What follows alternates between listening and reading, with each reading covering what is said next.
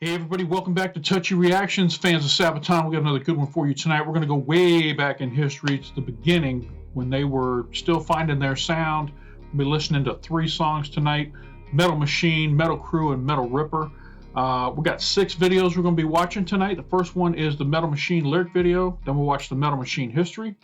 Then we'll watch Metal Crue lyric video with Metal Crue history.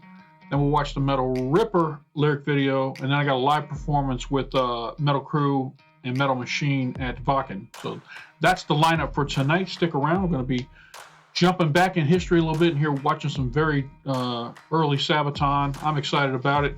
I am stuck home this whole week. I got COVID, so if I look a little swollen in the eyes or you hear me sniffling a little bit, I'm dealing with the whole COVID-19 thing right now, so I'm in quarantine. I told my wife, quarantine me in the basement. I'll be down there making videos. So that's what's going on over here at my house. All right, so let's go ahead and jump into this first video. This is Metal Machine, the lyric video by Sabaton. Here we go.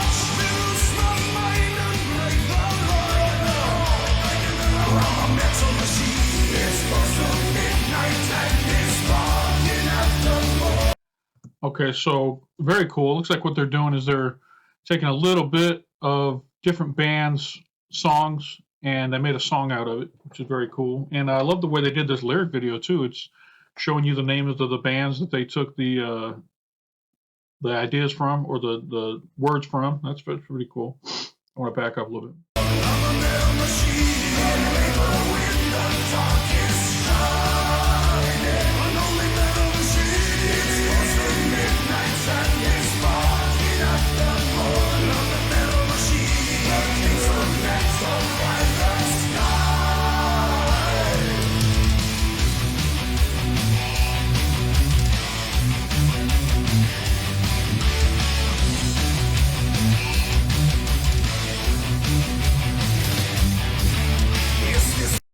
Yeah, great concept for a song. I like the song too. The writing's very well done on this song as well.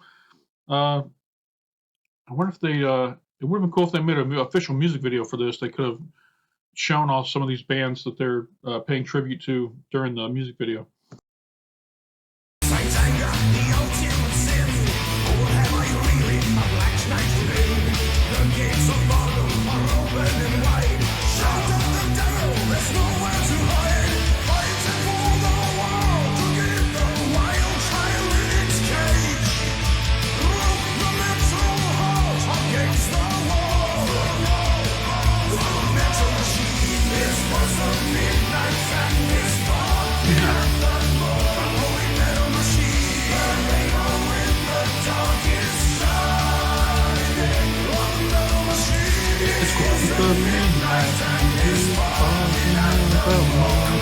Back at the moon.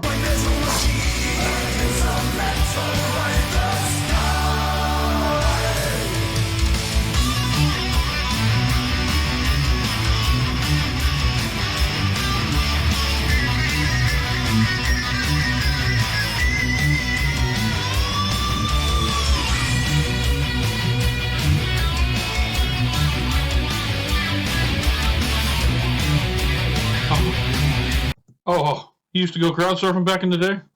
Brave.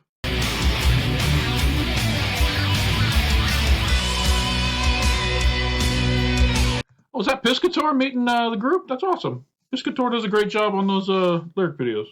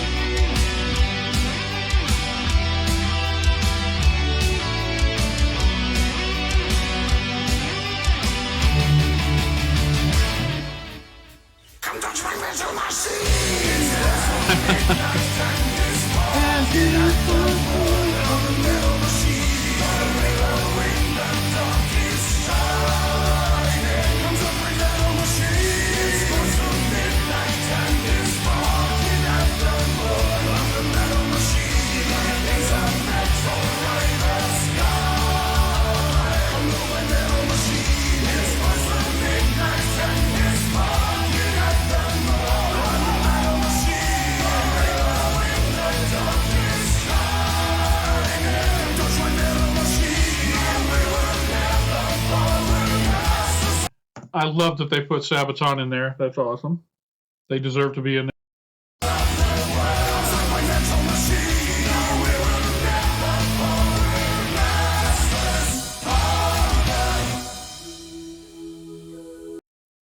All right. Shout out again to Piscator. Great reaction video. I mean, great lyric video. Good job. All right. Let's check out the history behind this song. This is Joachim and Indy Nidell. Sabaton history number 87. And here we go. As you know, as a regular viewer of Sabaton history, every single song Sabaton has ever written is about military history. Almost, but not this one. I'm Indy Nidell. And this is Joachim from Sabaton? This is Sabaton history.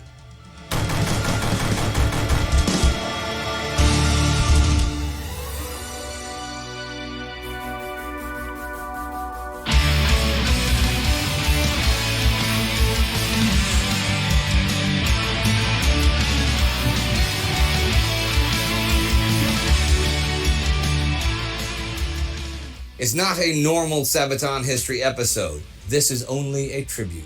A love letter to heavy metal, to the fans and to the bands that play it. So sit back, headbangers, metalheads, and general threats to society. We're going to talk about a few of those metal bands that influenced Sabaton to become the band they are today. Let's start at the beginning. Black Sabbath is often credited with nothing less than the invention of heavy metal. What the quartet of Iommi, Butler, Ward, and Osborne created at the turn of the 1970s was to influence the music world for now over half a century. Through their characteristic slow but heavy guitar riffs and powerful, often aggressive drumming, the band broke out of the limitations set by blues and stoner hippie rock of the times. Instead, they built their sound on entrancing and even psychedelic rhythms, amplified by dark but meaningful lyrics, brought to life by the demonic voice of Ozzy Osbourne.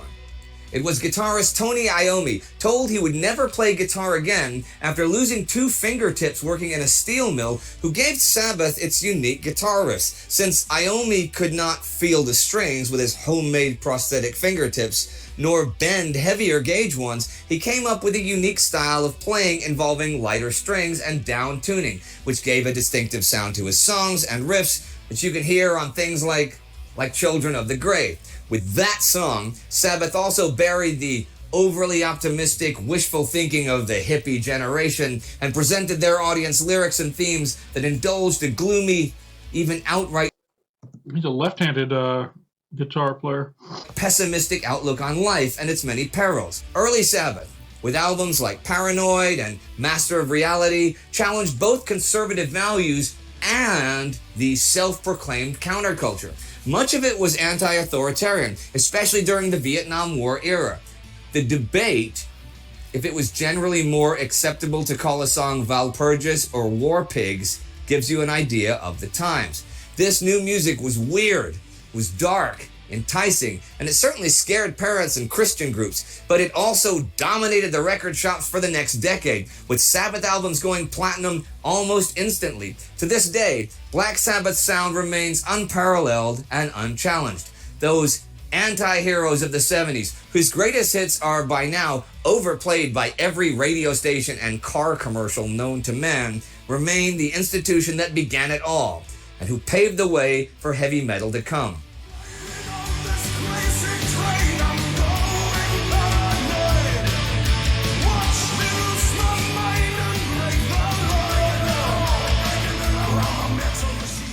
Want to know a weird side note? I have cats, right? I used to have 4, and they're outdoor cats. And if none of them were around, and I put on Sabbath, Bloody Sabbath, within seconds, all 4 of them would be in the room and all cuddled down. And it's really amazing. It did not work with other Sabbath albums, though. Only Sabbath, Bloody Sabbath. I told you guys about this before, right? Yeah, I've heard it. Yeah. I think it's really cool that cats like Sabbath, Bloody Sabbath. That's that particular album.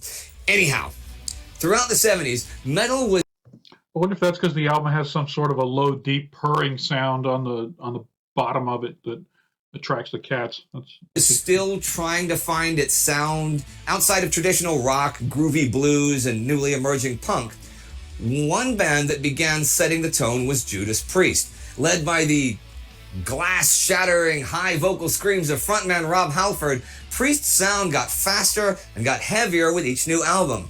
Like many British heavy metal bands at the time, they proudly embodied the old working-class flair of their hometowns. Rock music in general was to be freeing and invigorating after a hard day's work. And for Judas Priest, this was best embodied by the biker culture, which was deeply attached to classic hard rock. Overdressed in denim and leather outfits, the band delivered one jawbreaker after the other, further defining the sound of heavy metal with the fast-paced power of double guitars, which were seemingly screaming for vengeance. But despite the success and strong influence Priest had on the music, the band also suffered their fair share of controversies. As frontman and full-time metal god Halford came out as gay in the late 90s, it shed light on the unsavory side of the heavy metal scene back in the day. Halford had to deal with depression and alcoholism, unable to come to terms with his sexuality because of the overly macho culture heavy metal portrayed. Even in the late 90s, he still feared that he would lose a significant amount of fans after coming out. Another controversy surrounding the band was the attempted suicide of two young men in 1985. The band was eventually dragged to court as the media tried to link the cause of their suicidal thoughts to the harmful influence of heavy metal. Judas Priest was accused of putting subliminal messages of "do it" in their cover of the song "Better by You, Better Than Me." This really demonstrated how parts of society still viewed heavy metal as some sort of poisonous influence on the young, though as Halford pointed out, getting their fans to commit suicide would be counterproductive, and if they were going to use subliminal messages, they'd say, buy more records. Yeah. Despite all of this, Yeah, no shit. even now, after more than 50 years in business, Judas Priest is still going strong, and their new works have lost none of their old touch. If you ever have a chance to see them live, maybe even on tour with this particular Swedish band here, go do it. You'll thank me later. What Priest delivered in the early 80s brought life to a whole new era of heavy metal. Although it was at a time when many record publishers saw punk and post-punk as the new moneymaker in town, the heavy metal genre had finally emerged. The new wave of British heavy metal began to dominate the scene, and at the forefront stood a band called Iron Maiden, with a dangerously sinister-looking creature. I'm actually going to be doing my first reactions to Iron Maiden here in the next couple of days, so stay tuned for that. They'll be coming up on YouTube and Patreon here right behind this Sabaton. So I think I've heard a few Iron Maiden songs in my life. Maybe didn't know they were Iron Maiden songs, but one of my patrons gave me a list of songs I should check out, and we're going to do a deep dive into not a deep dive. We're going to do just to dip our toe into some Iron Maiden and see what they sound like. So that'll be coming up here in the next few weeks. So stay tuned for that. With a nice guy name on their debut album. Well, on all their albums. Okay, it's similar, right? Similar. Okay, he doesn't look like Eddie, but this is Freddie, or Teddy. Teddy? Hi, Teddy. Teddy.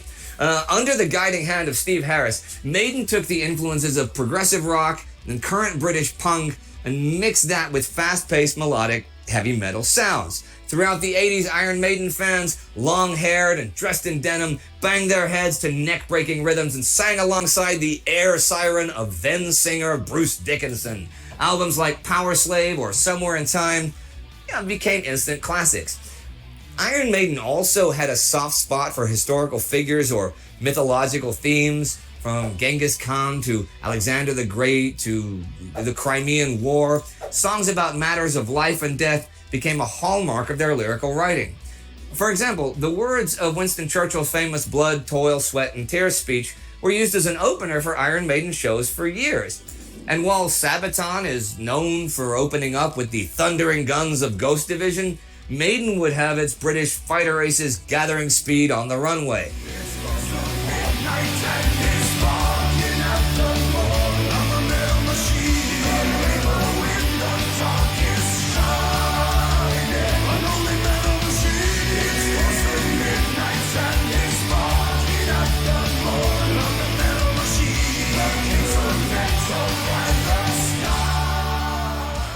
While the world focused on the heavy metal scene in Great Britain, a young Danish drummer by the name of Lars Ulrich aspired to start his own band in Los Angeles. Through an ad in the newspaper, he got in contact with guitarist and vocalist James Hetfield. Together, they birthed Metallica.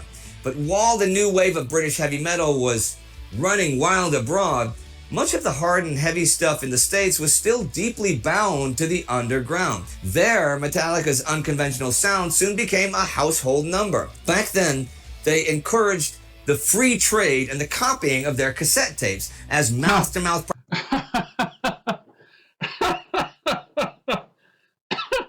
All right, so I think you all know where I'm going here. How ironic that they encouraged the free trade and, trading of their music, because they became notorious for the opposite of that when the Napster thing was going on in the 90s. That's just funny to me. I'm going to back up a second. Encouraged the free trade and the copying of their cassette tapes as mouth-to-mouth propaganda was the best way to spread the word. Their demo, No Life Till Leather, soon became not only a fan favorite, but also led to their first record deal. Breaking away from the hair and glam metal infested Los Angeles, Metallica's debut album, Kill 'Em All, became the new benchmark for the American metal scene. With Anthrax, Megadeth, and Slayer, thrash metal developed, with rapid shredding riffs and a violence on the drums that would make a lumberjack jealous. Thrash was to attract a whole new audience that longed for an even faster and an even heavier sound. With the release of Master of Puppets, Metallica elevated itself to worldwide renown. Later releases like And Justice for All broke all record sales for American underground metal, and songs like Enter Sandman and Nothing Else Matters became worldwide chart toppers. Only a few bands have the luck and skill to be successful enough to live off their music. But Metallica had fully embraced the new ways of marketing and distributing of CDs and merchandise. With the advent of musical videos on MTV and all, they became the embodiment of heavy metal. Even people who had never heard a single heavy metal song in their lives knew of Metallica, as every magazine or award show had the band covered. But with worldwide fame came a time of controversy. Metallica began to change in the 90s. The band took off their leather jackets, they cut off their long hair, and overall played a sound more akin to hard rock than heavy metal. Many of their old traditional fans of the earlier violent thrash metal albums felt alienated by the new sound, and Metallica itself plunged into a creative crisis. Nonetheless, to this day, Metallica remains one of the biggest and most successful bands in the world, attracting thousands upon thousands of fans to each and every. I love venues that do this. They put an island out in the middle and let fans go all around. That's very cool. One of their shows. But while they were among the most successful, the award for the loudest might go to another. After working as a roadie for Black Sabbath, bassist Joey DeMaio was looking forward to starting his own band. But unlike Sabbath's gloomy and oppressive sound, his own band, Manowar, was to be the exact opposite. Manowar's trademark style was bound to epic tales of war and glory, of driving badass motorcycles and fighting medieval fantasy battles. Their album covers could have been, like straight out of Robert E. Howard's Conan the Barbarian, with those old Frank Frazetta covers, right? With music videos that would make even diehard Dungeons and Dragons fans blush. Unironically, Manowar stylized themselves as muscular warriors armed with medieval swords and axes, and often dressed in nothing. I've never heard of Manowar. Some of you are going, what? How could you not have heard of Manowar? I've never heard of them. Nothing more than leather loincloths. This was to be true and pure heavy metal. A bit silly, sure, but also great fun. Manowar songs were also meant to inspire and encouraged people to find their own way in life. They wanted to play battle hymns loud enough to blow your speakers, and no music critic would tell them otherwise. Born of black, wind, fire, and steel, the band rejected any sort of MTV promotion and instead built its success on one of the most loyal and dedicated fan bases on the scene. And if you have ever tried to fall asleep at a festival camping ground, you would most likely do it to the distant sound of Warriors of the World, right? The song Metal Machine references several other bands as well, of course. Kiss, Ronnie James Dio, Deep Purple, Motley Crue, all legends. You know, hopefully one day in the future, we can return to celebrating bands and music live again. Until then, play heavy metal the way it should be, loud and louder. Never forget to up the irons and praise the triumph of steel. And most importantly, noch ein Bier!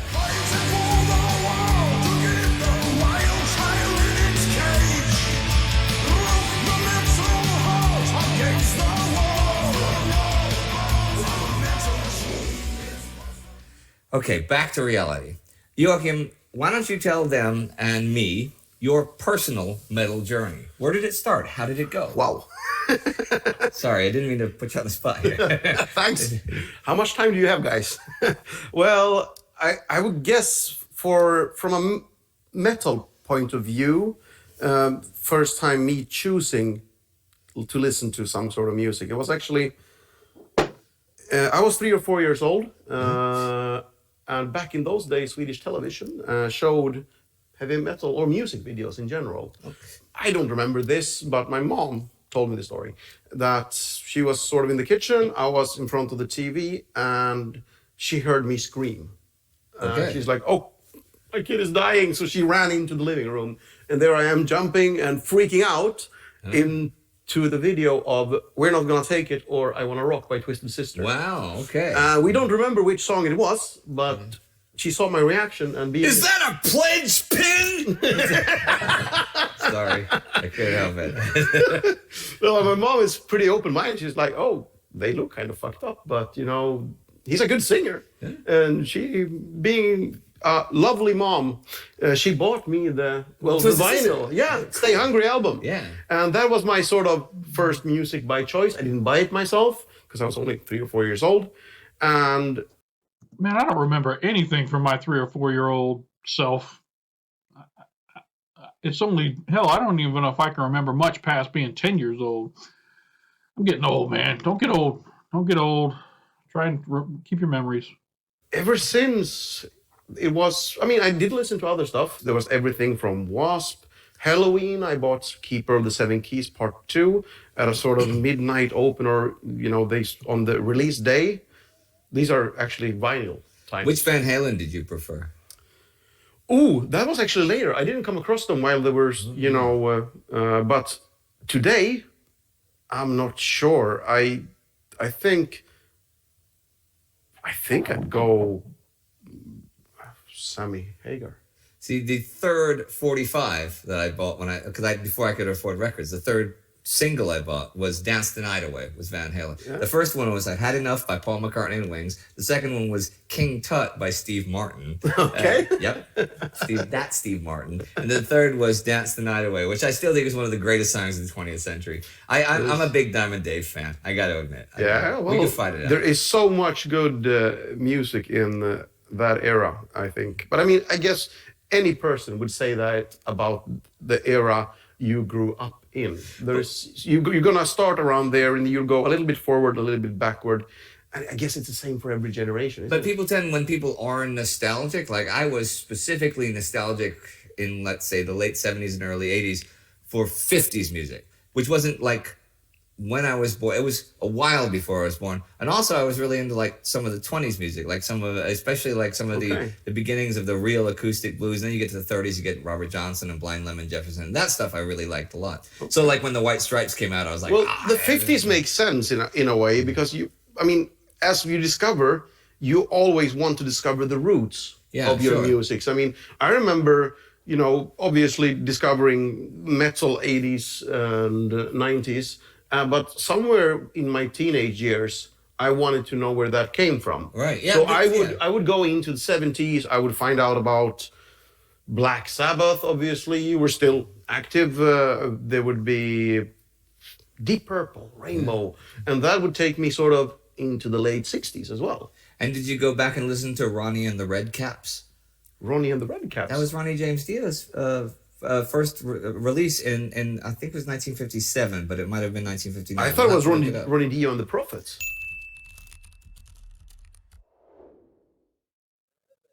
But I love that Ronnie James Dio's first release was in the 1950s. And he was playing trumpet then, or?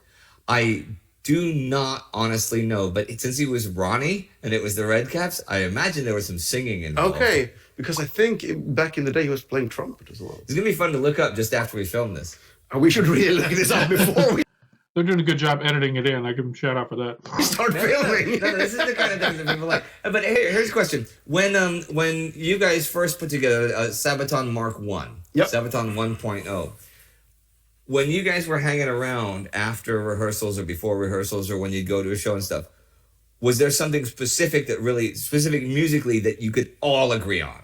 Yeah, I mean, and it's the same thing today. I mean, everybody liked a little bit different things, but everyone in Sabaton today and Sabaton then all enjoyed like the classic 80s hard rock metal. That's something everyone enjoys, and it's where Sabaton has its roots. And I mean, we remember back in the late 90s, early 2000s, drinking beer at a guy called Arnedal's Place. Richard, who's doing the camera now, was there. Say hi, Richard. He was there drinking with us, so we'd listen to a lot of Halloween, Keeper of the Seven Keys. It'll be Judas Priest, Painkiller, everything from that to Pantera, to, you know, Metallica. It could be anything. But not Van Halen. You hadn't got there yet. Well, there would be a few Van Halen tracks, of course. Back in those days, a lot of the partying was centered around music. We'd show each other But it always new has albums. been. It's always been.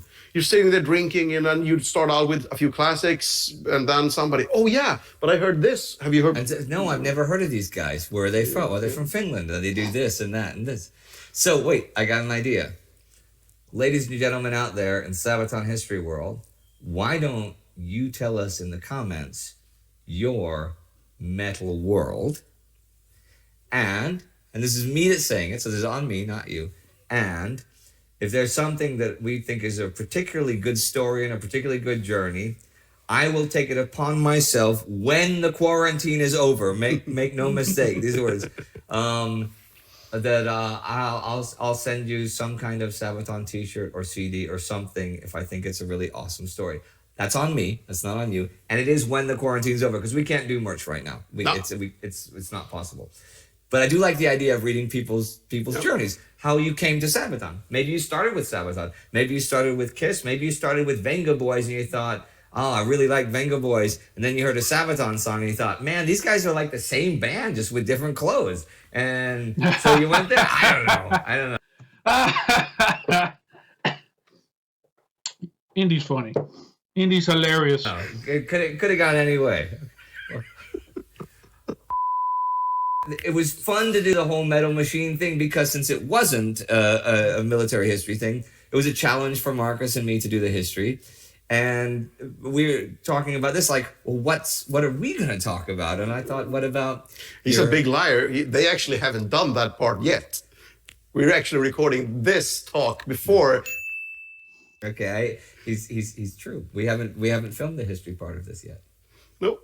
So okay, and he promised, he said he basically wasn't gonna show us until, we're airing. Yeah, they don't get to know because normally they see the scripts and the footage and stuff. This one it's not going to. And I have an idea for a couple of other part 2 and part 3s of Metal Machine. Right? Yep.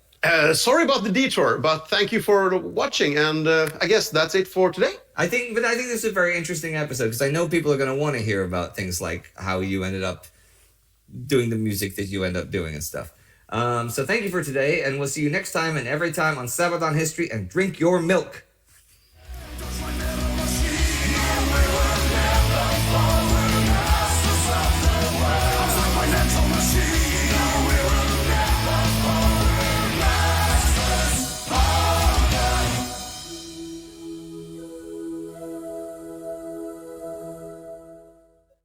everyone, you know the drill. You click, click, click, click. Get some subscriptions, check out Indy's other channels, become a Patreon. That's it, get the fuck out of here!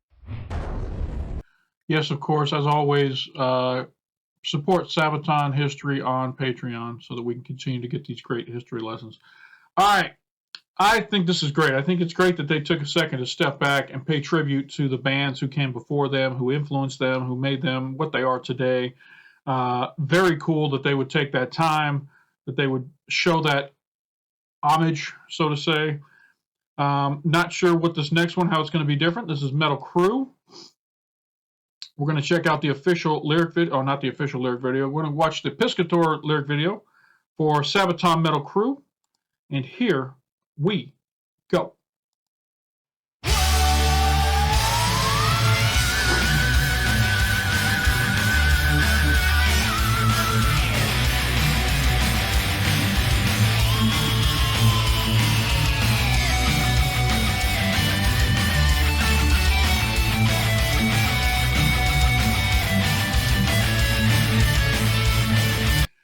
So noticing that the first song came off of Primo Victoria, this one comes off of Terra Dominatus. Was this just something they tacked onto each album as a little tribute to metal at the end of, maybe it's a track at the end of the album or something, just as a thank you to the history of metal kind of thing? Just curious if that's what the plan was. Take some venom and accept that you won't see no sorrow. The rainbow is yours. Moving us into Milky Way, UFO shooting gamma ray, a riot of destruction. Watch the rock beats go down, the vixen spread. When the priest kill the maiden in the male church, all my sins of warlocks watch the slaughter. Rage of the slayer across the bridge remains to kiss the queen crimson glory. I can tell right now this was a fun one to write. They probably just had all these band names on pieces of paper, and they were trying to see how they fit together well to just make up lyrics. How can we fit all these different band names into one song? It doesn't look like it's going to be a real deep, meaningful song with regards to the lyrics all working together. It's really just how many metal bands can we fit into this song, which is fun. It's fun. When I saw Warrant, it made me smile because I had, was it Warrant or no? Who was it? Slaughter. When I saw Slaughter, it made me just flash back to when I heard Slaughter for the first time.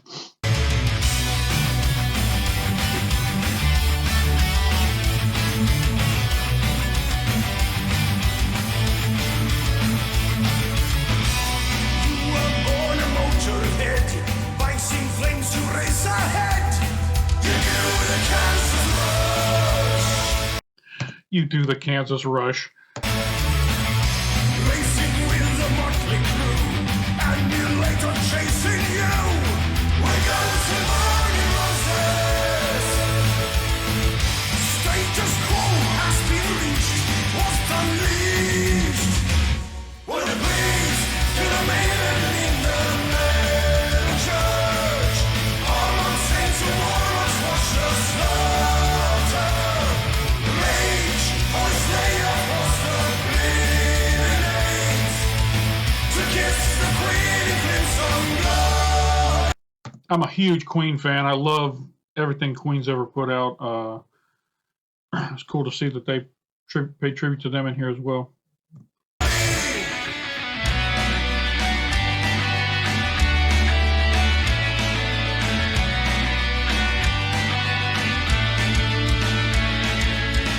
Freddie Mercury, to me, is the best frontman of any band ever, in my opinion. Obviously, there's many of you that just screamed, "Oh, hell no!" And tell me in the comments who you think is the best frontman to any band ever. It can't be touched by anybody. For me, it's Freddie.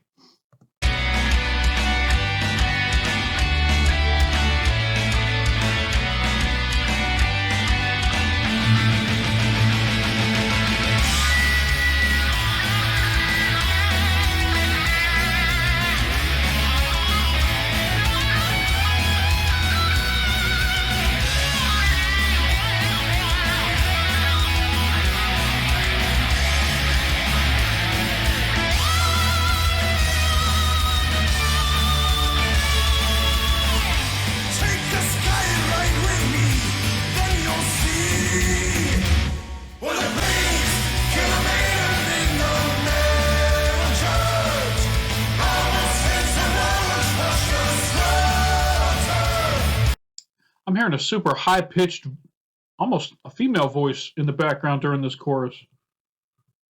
Go back here. Joachim's singing in his tone. There's a high-pitched tone in there, right over top of him.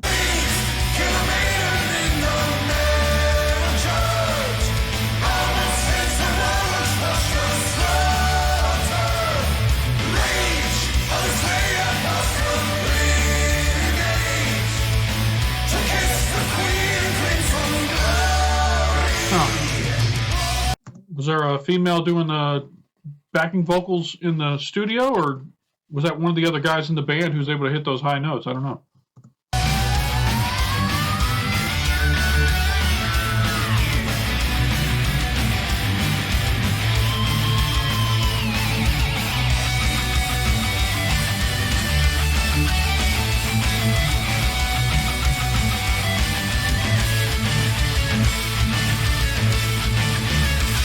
Shout out again to Piscator for putting out these good lyric videos.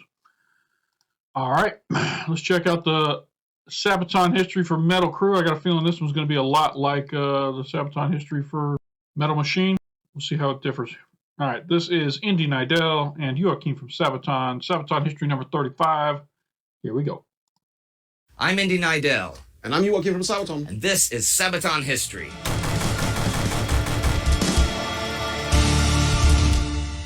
Well, Metal Crue, with riots of destruction, wasps unleashed, and the priest killing a maiden.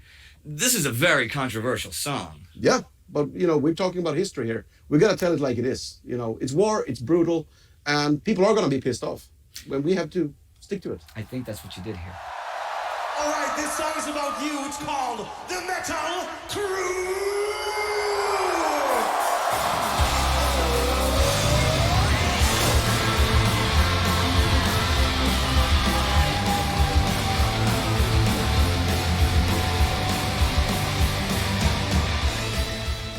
Okay, Metal Crue. Metal Crue. All right, guys? Hey. Are you ready to rock? Close enough. It was the old days, the do-or-die days, the days long before the internet and smartphones, before MP3s and streaming, mostly really even before CDs. The days when people gathered impatiently in front of small record stores, waiting to buy or just listen to the newest LP. And nights spent in packed clubs with sweat running down the walls. And speakers, of course, turned to 11. It was the 70s and the 80s when everything was louder than everything else.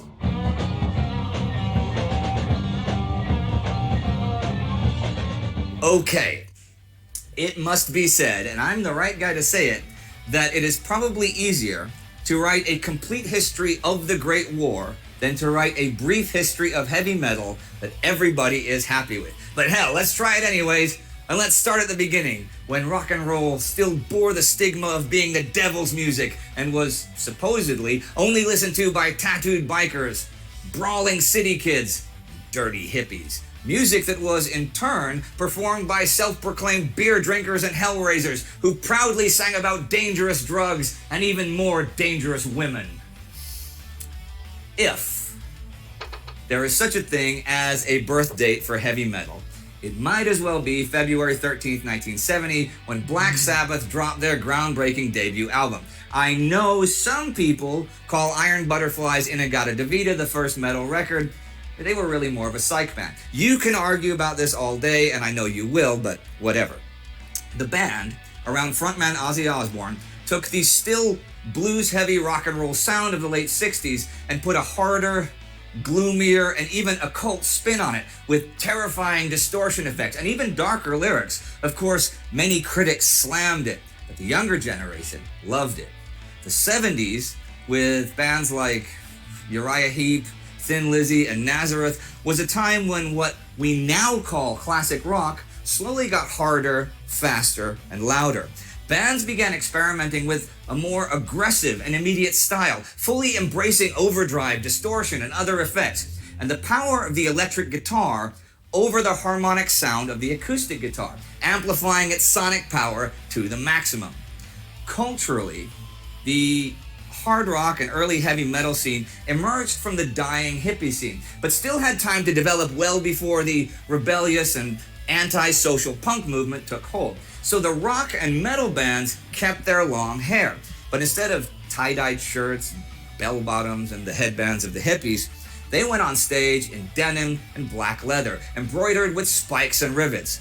Beards and hair were stylized to match the clothes, and consequently, the men and women on stage became cultural icons. It was the age of the rock star, the sex symbols and prophets of a new musical era, who, instead of love and spirituality, advocated and personified the adventurous life on the road, freedom with a tough guy attitude, and if that freedom meant sex and drugs, so be it.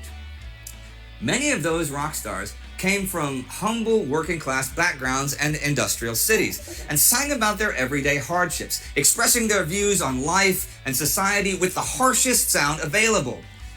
But that made them relatable to a huge audience of young people. While other kids went to the brightly glowing discos, rock and rollers met in dark, smoky bars and clubs. But for many, hard rock was still not hard enough, not by a long shot, and the boundaries of what could be done with the music had yet to be really defined. You were born a motorhead, bikes in flames to race ahead. You knew that. Growing up, my brother was a huge metal fan. As a young boy looking up to his big brother, I walk into his bedroom and every inch of his room is covered in pages out of metal magazines that have been cut out and put up like posters on the wall. He had blacklight posters of Gene Simmons from Kiss. He had his own guitars. He had all the records. He was like my big brother that I looked up to, and it was just so cool that he represented this rebellious rocker, attitude. And that's what I think of when I look back at these old bands. It reminds me of my brother. He's no longer with us, but it definitely took me back to those young days as a boy when I go into his room and listen to some music with him on the bed, and he would just introduce me to all these different sounds. And good times all around. The movement at the end of the 1970s, hailed by the press as the new wave of British heavy metal, was bands like Iron Maiden, Judas Priest, and Saxon, who brought new energy to the scene, focusing on complex guitar solos and a faster-paced sound. With the beginning of the 1980s, the heavy metal scene further defined itself, and many bands found a personal style of playing. You had the emergence of the double bass drum pedal, adding even more power to the ever faster music. You also had complex bridges and technical riffs with even faster guitar playing techniques like tapping and sweep picking, while other bands disassociated themselves from this and kept to the more bluesy style from the past, or drifted towards the simplicity of punk rock, or combined the punk energy with metal style and gave birth to thrash. Although heavy metal is often perceived as complex by nature, it is still bound to the basics of verse, chorus, verse. And it is therefore up to the band itself to strive further, perhaps with solos, perhaps with speed, perhaps effects, or perhaps songwriting, which gives metal such a potential to diversify itself. The popular band composition for a classic metal band was a singer, a rhythm guitarist, a lead guitarist, a bass player, and a drummer, maybe only one guitarist. Keyboards had been actually quite common at the beginning though, as the influences from the 1960s were still strong, and would later re-emerge when metal bands wanted to focus on a more symphonic and bombastic sound. The 80s are usually seen as the high watermark of traditional heavy metal, let's say traditional heavy metal, forever immortalized by the iconic vocalists, the air siren of Bruce Dickinson, or the clean shrills of Rob Halford, and the lightning guitars of guys like Yngwie Malmsteen. More and more metal bands dotted the record charts, but also bands that were counted as metal, although were actually more closely tied to classic hard rock, like Guns N' Roses, who climbed the charts to number 1, reaching ever more people and opening up the whole genre to the attention of a broader audience. Outside of its British birthplace, new heavy metal scenes with their own distinctive sound really emerged all over the world. In the US, in Germany, in Canada, Dio, Accept, and Wasp further continued developing classic heavy metal. Bands like Megadeth, Metallica, and Slayer strained the definition of traditional heavy metal to the maximum. Ever faster, ever more aggressive, with screaming guitars and smashing drums. Not just the sound evolved, so too did the lyrical content. And the heavier the music became, the darker the lyrics became as well, focusing on the underbelly of humanity, war. All right, let's check out what they got here. We got now that the war is through with me, I'm waking up. I cannot see that there is not much left of me. Nothing is real but pain now. Metallica. All right, Wasp over here with I Want to Be Somebody is you're nobody's slave. Nobody's chains are holding you. You hold your fists up high and rule the zoo. And then down here, Guns N' Roses, Civil War. We've got the wall of DC to remind us that you can't trust freedom when it's not in your hands, when everyone's fighting for the promised land. That's got to be a reference to the Vietnam Wall Memorial in DC. Bloodshed, and the deep abyss that is the human psyche. The parental advisory sticker and explicit lyrics warning soon became proudly worn badges. But with fame and infamy came a lot of criticism from the media, politicians, pseudo-academics who needed a scapegoat for the evils of society. The extravagant stage shows of bands like Motley Crue or Kiss were prime targets for criticism from conservatives, and metal lyrics were seen as promoting Satanism, hedonism, misogyny, and All right, this is Kiss, Going Blind. Little lady, can't you see? You're so young and so much different than I. I'm 93, you're 16. Can't you see I'm going blind? And then over here, Megadeth, Set the World Afire. All forms of life die now. The humans all succumb. Time to kiss your ass goodbye. The end has just begun. violence. But it was always a back and forth, you know? Metal fans wanted to distance themselves from society, proudly displaying the horns, pentagrams, and other symbols, but the media loved to have someone to blame. And of course, ever since time began, bands portray a certain image to please and inspire their fans. Rolling ascent to Milky Way, UFO shooting gamma ray, a riot of destruction. Now, in the 90s, many legends of the 70s and 80s took creative breaks or changed lineups, and new influences began to join the mix. Grunge had been under the radar in the 80s, but bands like Soundgarden and Nirvana exploded as the decade began, with a mix of metal, punk, and indie influences. But then suddenly, metal was mixed with alternative rock and even hip-hop or electro, creating what is known as nu metal, with a U, because 1990s. Actually, you know, guys, I remember people used to call it sports metal in the late 90s. I love that name. Sports metal is so much better than nu metal, isn't it? Anyhow, that music these days is often shunned by traditionalists as the bastard child, and marked a low point with respect to traditional metal. Nu metal, though, love it or hate it, was in reality just a product of its time, of TV music videos and a lot of teen angst. But at the same time as nu metal was entering the mainstream, even more extreme and aggressive subgenres of heavy metal began to emerge, especially in the far north of Scandinavia. Black metal and death metal, which topically oriented themselves often further towards history and the dark, violent past of mankind, expressed themselves through gloomy and misanthropic lyrics, delivered in either high-pitched screams or deep growls. Following the footsteps of Venom, bands like Bathory or Unleashed embraced the mysterious atmosphere of the Viking heritage in the far north. The occult and the hedonistic, which had always been an influence in metal, were now expressed more strongly. Power metal bands, on the other hand, went the other way, trying to open themselves up to a broad audience with cleaner vocals and fantastical themes.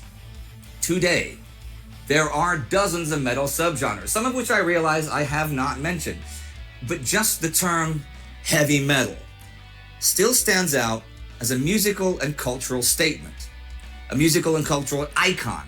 Many of the old guard from the 70s and 80s are going strong in 2019 or have had some sort of revival. And there are hundreds of metal festivals all over the world that bring people together. Of course, the bands are influenced by those who have come before. Each band can probably cite a dozen or so bands that influenced their specific personal style. All right, so Blackie Lawless from Wasp said, over my life, I've been influenced by Steppenwolf in a major way. Lemmy from Motorhead said, John Lord from Deep Purple was to a large extent responsible for me being in rock and roll. And Nikki Sixx from Motley Crue said, I wanted a band that would be like David Bowie and the Sex Pistols thrown into a blender with Black Sabbath. Of playing or change their sound in a certain way. And in turn, those bands would further influence others in the future. In the end, all you need is to enjoy the music, have a good time, and noch ein Bier!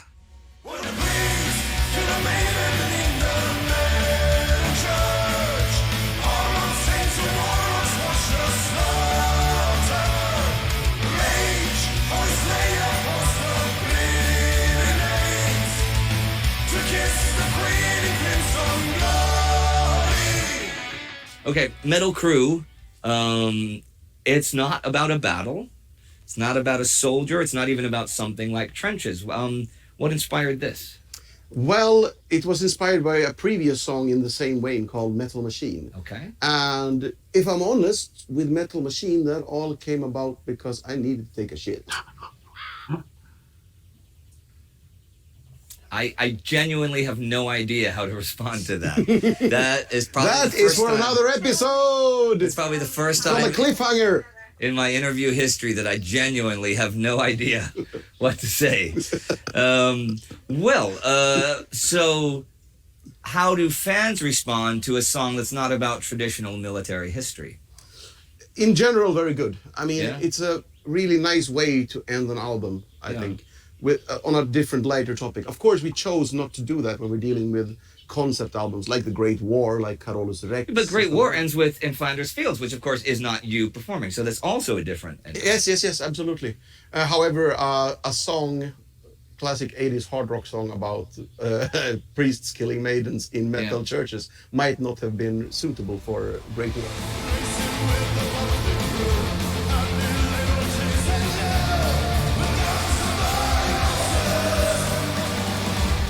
It's inspired by a previous song called Metal Machine. Yeah. And in Metal Machine, we have song titles in the lyrics. Here we have metal bands in the lyrics. And the original idea for doing that was a emergency solution involving a toilet, basically. If I'm honest, we were recording the Primo Victoria album, and I forgot to write lyrics to the last song. And I thought I'd finished, I'd recorded all my tracks. I've sung all the songs. Oh, it's gonna be great. I'm gonna go have a beer. And at that point, I pretty much heard from the studio, it was like, Joachim, it's time for you to sing on the last song. Oh boy. And I realized, oh fuck, I totally forgot about that one. Yeah, I just need to go to the bathroom. I ran into the bathroom, sat down. I think I used toilet paper and a upside down beer keg or Jesus. something To write the lyrics. And I didn't know what to write about, and I panicked. But of course, being a heavy metal studio, there were metal magazines there. Oh, okay. So I'm starting like, okay, yeah. And that was, I have a fear of the rock rider maiden, afraid to shoot strangers. Okay. Oh my God, this song has a whole new meaning now. What a great backstory for a song. Jesus, Joachim, you are hilarious. The Animal Talks. Okay, Animal by Wasp. And I did it all in like 25 minutes or something like that. And then I came out like, yeah, sorry, something with the stomach, I didn't want to pretended like I got this shit, under control. But I didn't. Do you still have that toilet paper, or did you combine two jobs? No. No, I still don't. And it would be interesting to see what price it would fetch on eBay. I know. But when you came out with it, were they a little suspicious that you happened to have all the lyrics? No. Nobody suspected anything, actually. And I mean, in the end, though, that's Metal Machine, but that inspired Metal Crue because our fans loved it. It's so nice to have that song at the end with all of those references, trying to find out stuff. So that's how we did Metal Crue, and then what later became Metal Ripper. Okay. Do you think about maybe be another one of these in your future? I would love to do one more. I mean, it's so much fun to write it, both musically and lyrically, because normally we cover military history. Yeah. That's why we're here. Yeah. And to totally just let that go. I mean, I love doing it. I wouldn't want Sabaton to do anything else, but it's so lovely to just do something else for a song and have some fun. All right. Well, ladies and gentlemen, there you have it, Metal Crue. We'll see you next time on Sabaton History.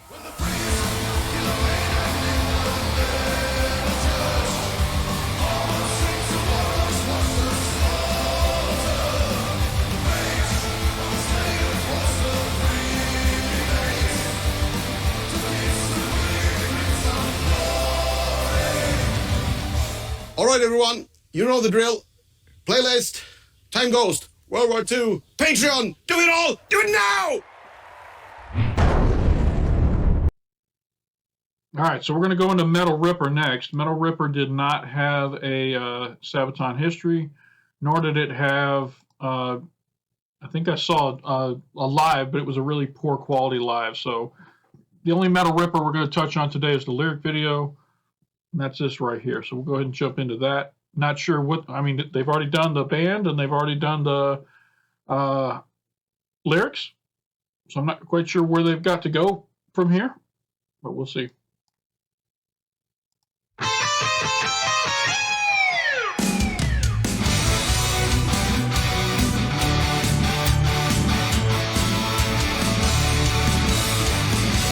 At least now we can be sure he didn't have to write this on the toilet in 20 minutes. He had some time to think about this one.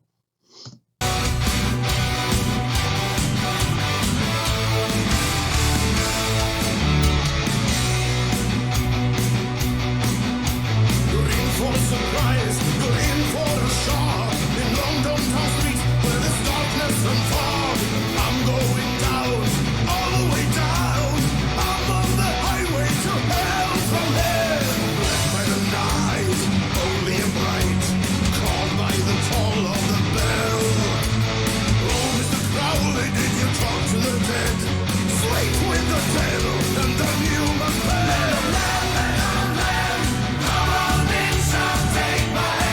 All right, so this just looks like a newer version of Metal Machine, where they're taking different verses from famous songs and making a song out of them, which is cool. I've seen a couple of references here already that I recognize. Let's see where it goes.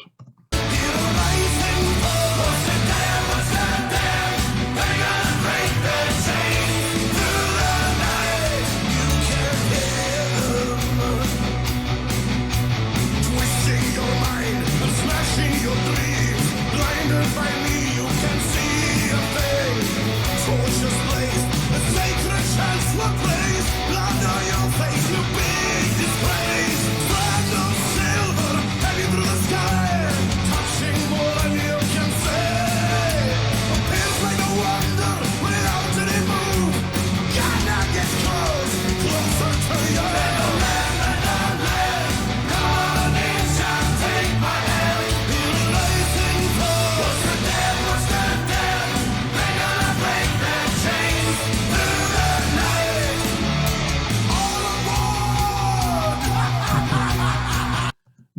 Nice little Black Sabbath reference there.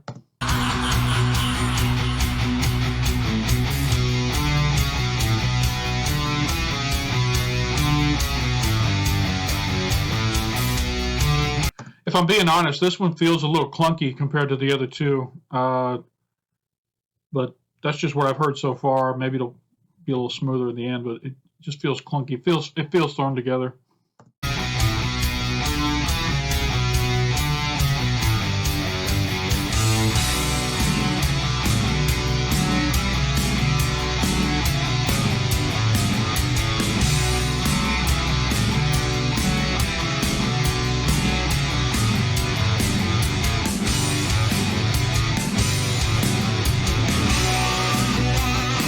This also isn't my favorite lyric video they've ever done. It's basically just one picture here, and they're just kind of moving around to different spots on the picture. They've done way better lyric videos in the past.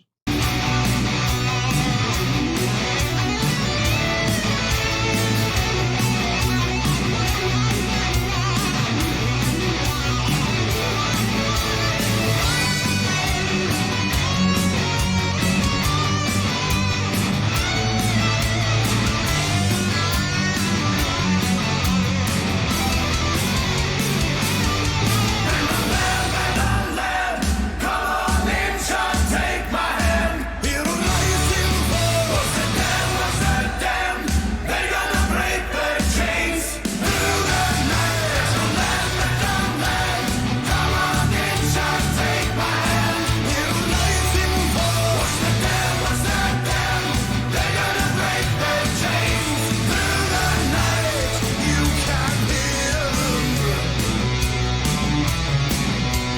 Yeah, I think of the 3 songs, this one's my least favorite. It just doesn't hit me the way the other 2 do.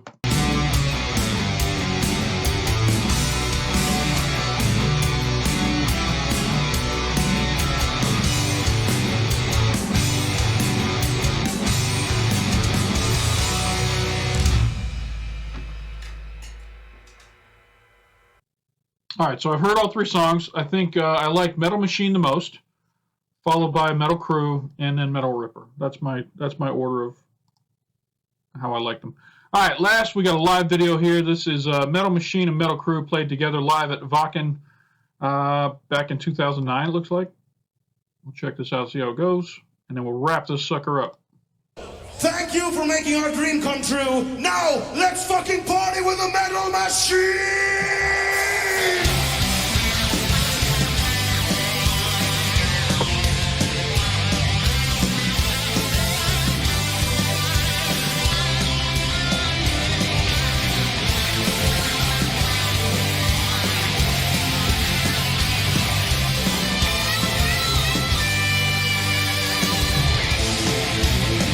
Kind of cool to me to see this because it looks like Sabaton's not on the main stage right now. They're on one of the smaller stages. So this is very early in their career as they were coming up before they headlined at these festivals. So it's kind of just neat to peek back into that way back in time to when they were still coming up and still proving themselves out there.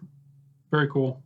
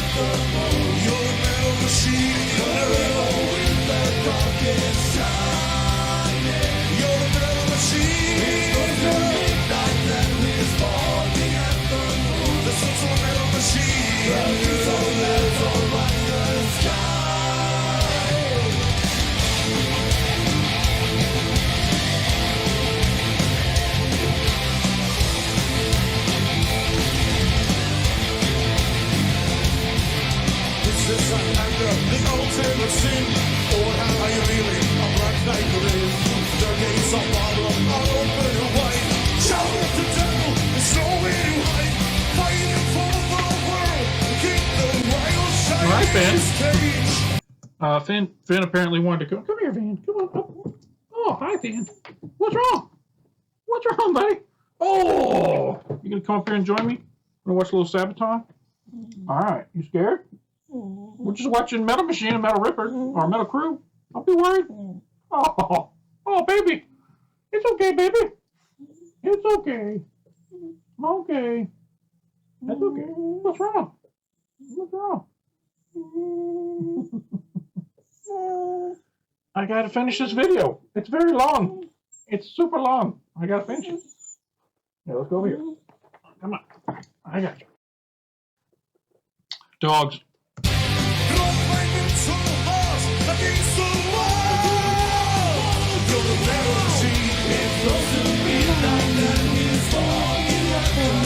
The Swedish metal machine.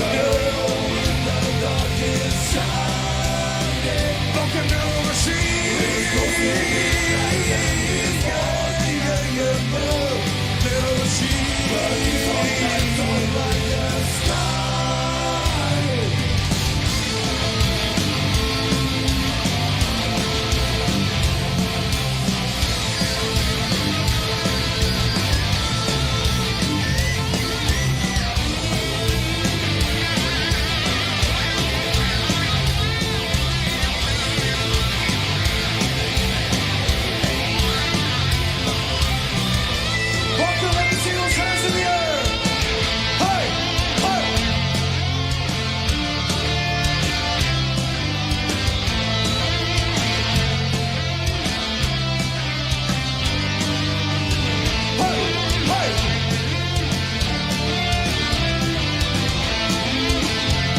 Also, they're going to morph here from Metal Machine into Metal Crue. They just sped up the pace here.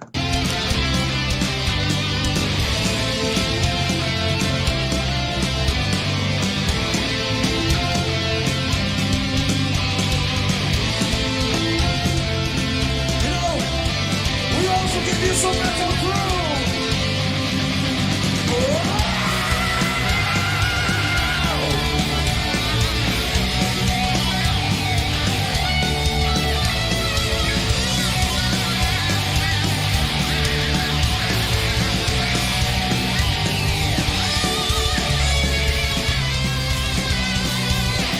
Take the sky right with me, then you'll see that new again.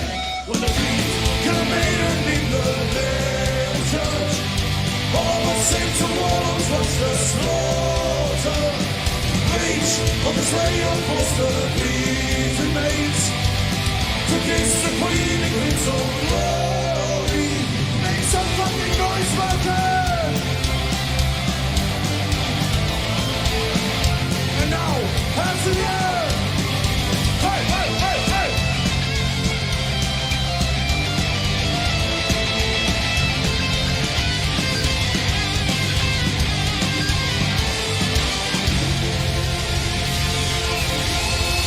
Wow. Rocket! Thank you for making our first time in Rocket Open Air a wonderful first experience!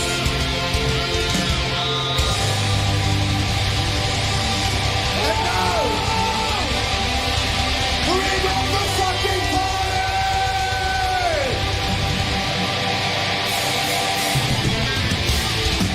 Hell yeah, that's the way you end a concert right there. So yeah, that was their first time ever performing at Wacken. So very cool to be able to go back and see that. All right, so yeah, like these songs. I like the message behind these songs. I like that they took the time to pay tribute to those who came before them. That's awesome. And overall, I'm glad I finally got around to it. I forgot to give a shout out at the beginning. I got a couple of folks who requested these songs. Wazabruski asked for this back in the day. Andre DeAth asked for these. So shout out to Wazabruski and Andre DeAth. Finally got around to these. The patrons voted over on Patreon and finally moved it up into the top spot so they can get reacted to. So shout out to the patrons who voted for this. I hope you enjoyed it. I had a good time going through it, and I'm excited to see where we go next with Sabaton. I've been all the way back in history, and I'm getting ready to go see them in October, so I'm super excited about that. All right, that wraps it up for this reaction video. If you enjoyed it, hit that like button down below. It doesn't cost you anything. It makes me feel good when people like my videos. If you're not already subscribed to the channel, hit that big red button down below. It'll turn gray, let you know you've subscribed. And if you hit that bell off to the side, it'll let you know anytime I drop some new content over here at Touchy Reactions. I've got a Patreon too. That's where this reaction came from. We did a poll over on Patreon, and all the Sabaton fans over there voted on what they wanted us to do in September, and this is what won. So thank you to all the patrons. If you would like to become a patron, there's a link up in the corner. Come on over and join up. You'll get 30 days worth of content as soon as you join up. It's already recorded and just waiting to be released on YouTube over there. So come on over, join the Patreon. That is all I got for this reaction video. So hey, appreciate you stopping by, and don't forget to come on back.